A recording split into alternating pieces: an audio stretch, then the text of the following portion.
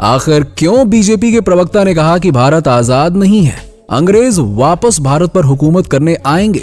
दोस्तों, हर साल 15 अगस्त के दिन देश के प्रधानमंत्री लाल किले पर झंडा फहराकर भारत की आजादी का जश्न मनाते हैं, लेकिन इसके बावजूद भी कई सारे सवाल लोगों के जहन में आते हैं। जैसे कि कुछ लोगों का कहना है कि भारत 15 अगस्त को कैसे आजाद हो सकता है, जबकि 1950 तक तो ब्रिटिश सरकार का डोमिनेंस चलता रहा था।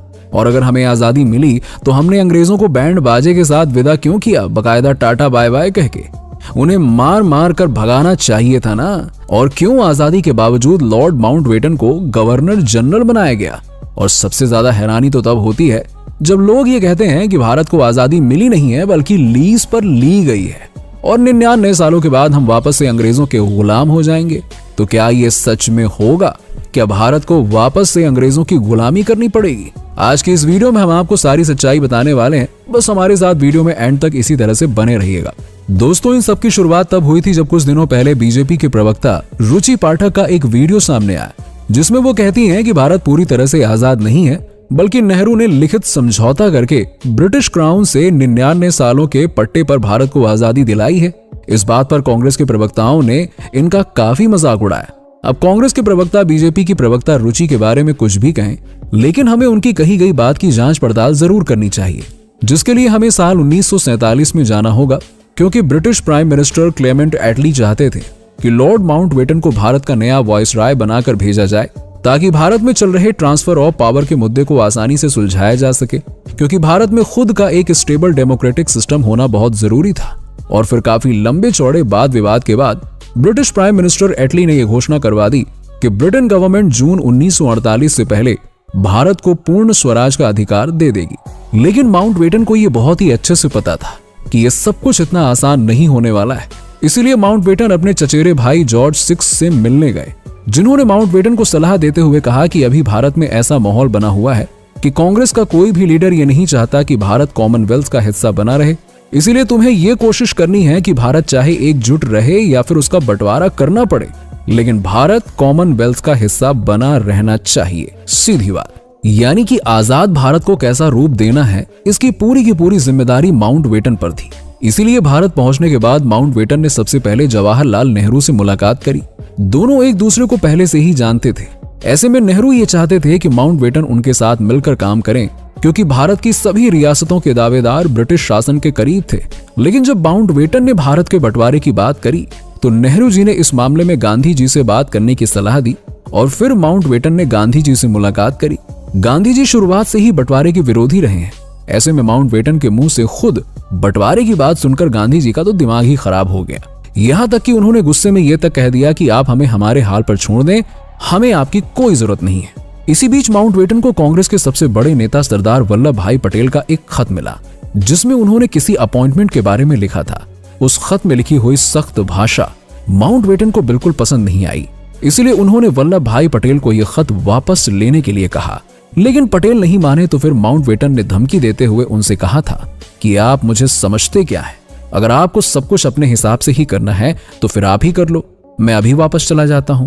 माउंटबेटन की इस बात को सुनकर सरदार वल्लभ भाई पटेल ने अपना खत वापस ले लिया। अब यहां अकड़ दोनों में ही थी, लेकिन दोनों ही समझदार थे, इसीलिए उन्होंने बीच का रास्ता निकाला। हालांकि बंटवारे की बात से सरदार वल्लभ भाई पटेल भी सहमत नहीं थे। ऐसे में भारत के 3 बड़े नेता जब बंटवारे को लेकर सहमति नहीं दिखा रहे थे तो माउंटबेटन मोहम्मद अली जिन्ना के पास गए और उन्हें बताया कि कांग्रेस का कोई भी लीडर देश के बंटवारे को लेकर सहमत नहीं है। माउंटबेटन ने जिन्ना से यह भी कहा कि लगता है भारत में बंटवारा किए बिना ही इंडियन गवर्नमेंट को स्टैब्लिश करना होगा, पर जिन्ना को यह बात भला कैसे पसंद आ सकती थी। इसलिए उन्होंने भड़क कर कहा कि मैं ऐसा कभी नहीं होने दूंगा, मुझे बस अपना एक अलग देश चाहिए, बात खत्म, जिसके लिए भारत का बंटवारा होना बहुत जरूरी है। मोहम्मद अली जिन्ना की इस बात को सुनकर माउंटबेटन समझ गए थे कि अब भारत में हिंदू मुस्लिम का साथ मिलकर रहना आसान नहीं होगा। हालांकि पूरे हालात को अच्छे तरीके से समझने के लिए माउंटबेटन ने पंजाब का दौरा किया।